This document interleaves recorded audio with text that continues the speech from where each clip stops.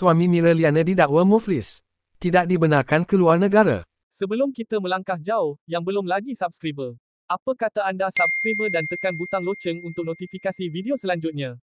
Suami kepada pelakon Mira Liana, Roslyn Othman didakwa telah diisytihar muflis dan kini tidak dibenarkan keluar dari negara. Perkara itu didedahkan oleh aktivis wanita, Mona Din menerusi satu hantaran di Facebook yang turut mengaitkan nama bekas isteri, Roslyn, Adibah Abdul Muttalib. Roslyn kini diisytihar muflis dan ditahan daripada keluar dari negara, tulisnya ringkas. Dalam hantaran sama, Mona turut meluahkan rasa bangga terhadap Adibah atau mesra disapa Edip kerana berjaya menunaikan umrah dan melancong ke luar negara hasil usaha sendiri selepas melalui pelbagai ujian hidup. Adibah tidak pernah dibawa untuk menunaikan umrah tetapi dia akhirnya menjejakkan kaki ke Tanah Suci untuk menunaikan umrah di atas usahanya sendiri.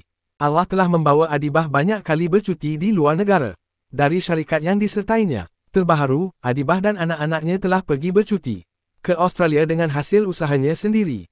Tambah Mona, untuk rekod, Roslyn menceraikan Adibah pada Ogos 2023 selepas 28 tahun mendirikan rumah tangga.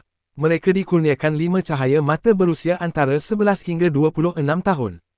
Pada 25 Julai 2020, Roslyn berkahwin kali kedua bersama pelakon Mira Liana dan hasil perkahwinan itu, mereka dikurniakan seorang anak perempuan.